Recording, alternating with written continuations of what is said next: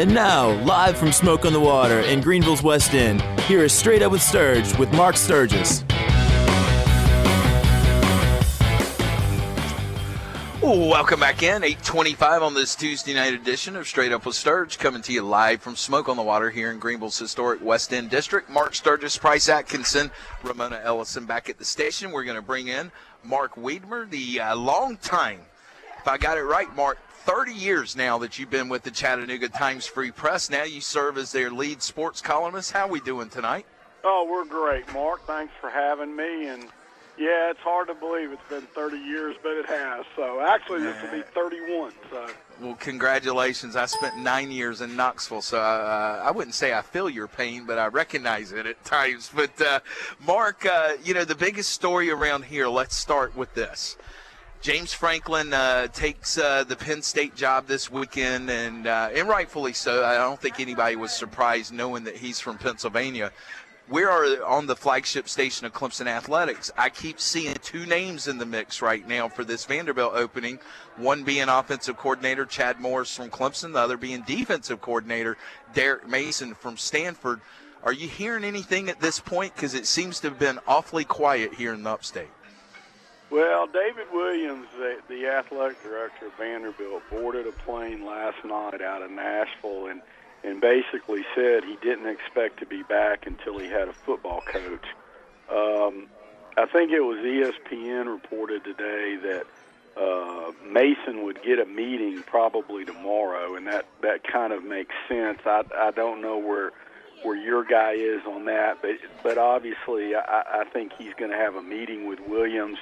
I would give the inside track to Mason a little bit if it's just those two because of the academic reputation of Stanford. I think both those guys would be fine choices. But I think given some dynamics that existed with Franklin, who had come from Maryland, I think Williams would like to see a guy who's very familiar with those academic restrictions get that job. Mark Weidmer, Price Atkinson sitting in with Mark Sturgis here tonight. Thank you so much for joining us tonight. You and I go back a ways. But I wanted to go back and look at the other side of the coin, obviously where Vandy's going from here. But look at it from the James Franklin standpoint. What did James Franklin do, with his success the last 3 years in Nashville to really elevate the Vandy job to what it is now? But also on the other side, moving to Penn State, how do you think James Franklin is going to fit up there at Penn State and taking the reins from Bill O'Brien and what he did in his short time in State College? Well, I'm a big believer in James Franklin, and I would not have said that when he got the job. I thought it was a little bit of a reach. Obviously, David Williams knew a lot more than I did. I think James Franklin will be great at Penn State for a couple of reasons. One, he's going to be vastly different than the atmosphere that's been around there the past 40 or 50 years. He is not at all a button-down conservative guy. He's very vocal. He's very enthusiastic. He's very outside the box. And with all they've been through up there, I think they may need that. He would not have been my first choice for exactly the reasons I said. He's so different than what they've had. But I think he can be a huge success there. I mean, for any of us who've watched Vanderbilt athletics, as I have the last really 40 years, going back to my childhood, it's unbelievable to me when you take a step back what he was able to accomplish. And it was all by changing an attitude that I think in the end they always expected to lose. And under him, it's unbelievable how quickly that changed and how permanent that change was. When you look at just the bowl game, they're up 24-0. Houston comes back and ties it. How many times have we seen Vanderbilt fall apart at that moment, and instead they ran off the last 17 points of the game? Mark, it's the old joke, you don't want to be the guy to replace the legend. You want to be the guy to replace the guy who replaced the legend.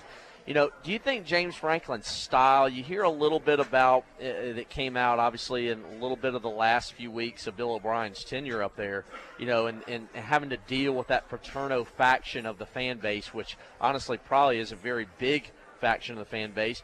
Do you think Franklin is the guy? I mean, I think you said it right. Kind of bring a new perspective, breath of fresh air. Do you think Franklin is a guy that can kind of stand up and I think you touched on it, change some of that culture, that Paterno faction and culture that's been there for just years and years? My hunch with James Franklin, and I'll bring up Nick Saban at Alabama on this. Nick Saban does things very, very differently inside that program than Bear Bryant did. But he's always had the good sense not to buck Bryant publicly. So you go to games, and there's the video with Coach Bryant's voice playing on the giant video board before the game, and everybody still wears houndstooth, and the uniforms haven't changed since 1958. But so the fans who still want to embrace Bears' legacy are allowed to do that, and yet, again, behind the scenes, Saban does things his way, and nobody much says anything about it. I think that's what you'll see with James Franklin. I doubt the uniforms will change. I think he will publicly pay great homage to Joe Paterno when he feels it's appropriate, but behind the scenes, it will be a very different program than it's been, I think. We're talking with Mark Weidmer, the lead sports columnist for the Chattanooga Times-Free Press, coming up on 31 years on the job. And, Mark, what struck you as a bigger surprise, that Todd Grantham leaves Georgia to go join Bobby Petrino at Louisville as his defensive coordinator, or today that Georgia was able to pry Jeremy Pruitt away from Florida State to replace Todd Grantham? Because I'm going to be honest with you, 1 year – the sample size for what Jeremy Pruitt's done as defensive coordinator may not be large enough for me to go, that's just the best hire ever. Yeah, well, absolutely. I'm a little surprised Bobby Petrino reached out to Todd Grantham, to be honest with you. Given all the struggles with Georgia on defense the last year or two. But I think it's a home run hire for Georgia. There's no question. And with Price there with you, I've kind of joked all year that, I don't think Florida State is real unhappy right now that Mark Stoops is at Kentucky, or they weren't during this past season. I thought the job Pruitt did was just extraordinary. And I'm a little surprised he made this move, but maybe he feels like he's got an easier path to a head coaching gig by going through Georgia. Mark, let me ask you, turn into the ACC a little bit. I'm kind of curious what your thoughts are, and being, really a stone's throw up the road, so to speak, from Atlanta. Were you at all surprised that Georgia Tech didn't decide to make a move with Paul Johnson? Obviously they've got a new athletic director. It's clear he struggled against the quote-unquote rival schools that Tech has. Were you at all surprised that there wasn't a change made at Georgia Tech with Paul Johnson this offseason? I wasn't shocked, and I covered the bowl game in Nashville where they lost to Ole Miss. I was not shocked that they didn't make a move this year. I will be shocked if he still has this job next year if there's not a dramatic improvement. Yeah. I think this is it for him. I think they've got to go. I don't want to say they have to go 9-3, say, but I think he needs to go 8-4 and win a bowl game. I think, quite frankly, they're sick of these bowl efforts. I think he's won one bowl game since he's been there, and certainly in their rivalry games. And when you blow a 20, I think they were up 20-0 on Georgia.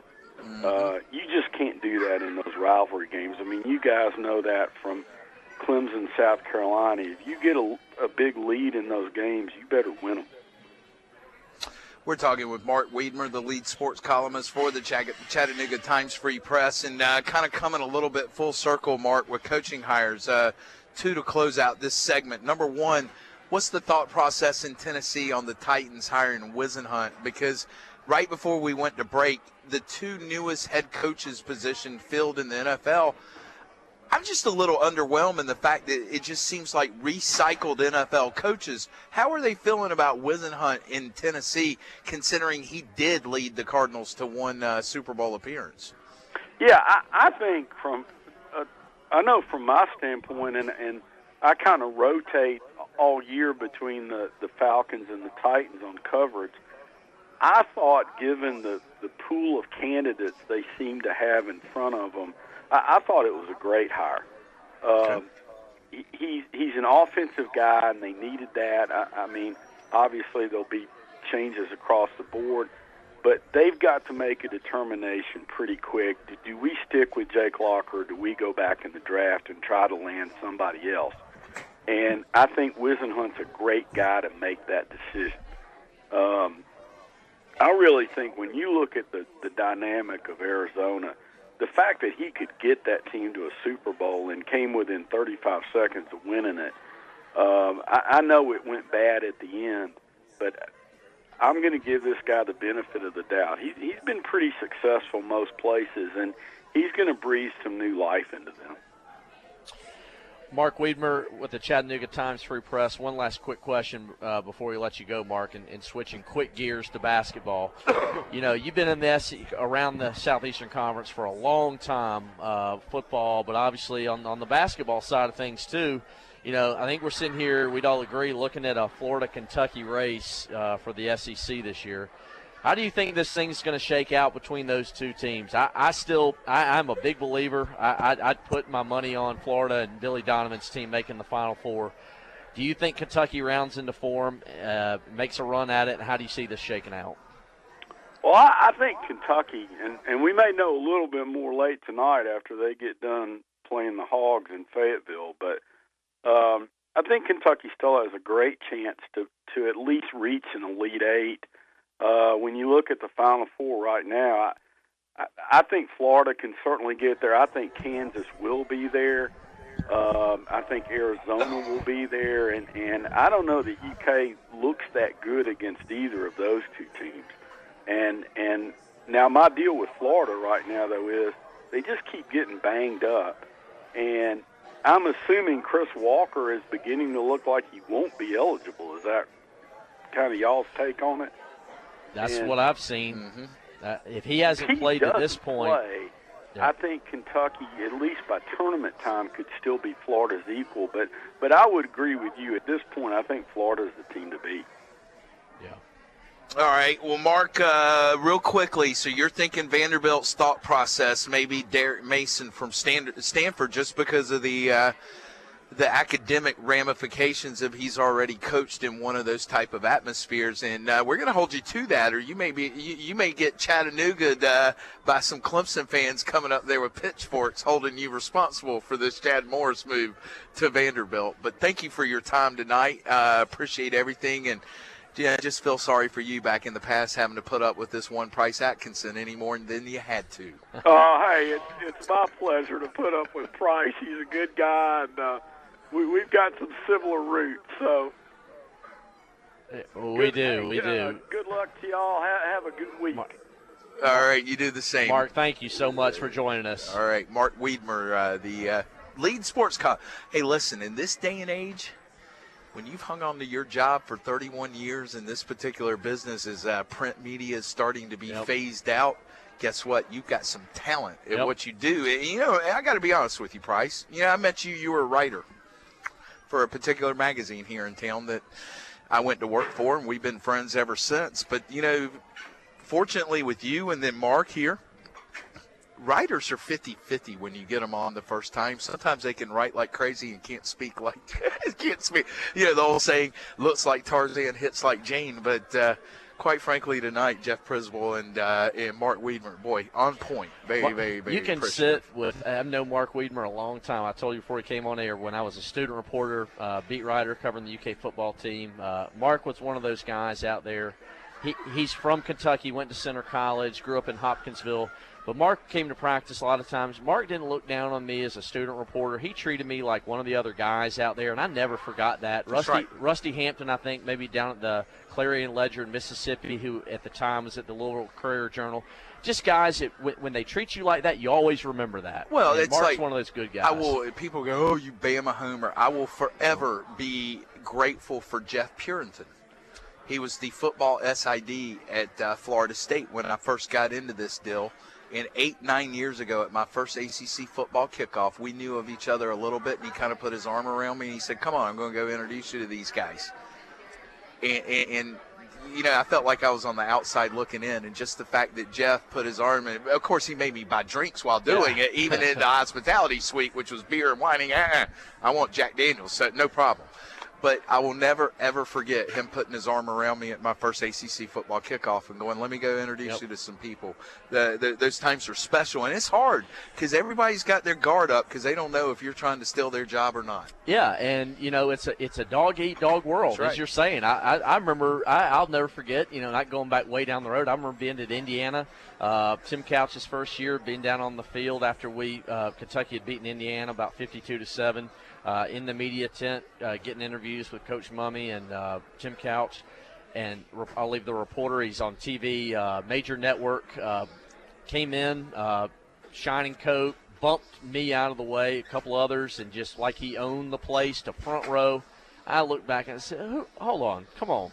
You know, there's things in this business you remember, but it's the way you treat people, and it's such a tight-knit sports writers, sports broadcasters, radio guy. It really is a tight-knit group. It is. I mean, it's like sitting here doing a show. I get to see the best of people, and I get to see the worst of people as well. All right, off to break, our final time tonight. We are WCCP Talk Sports, 104.9 FM, the flagship station of Clemson Athletics.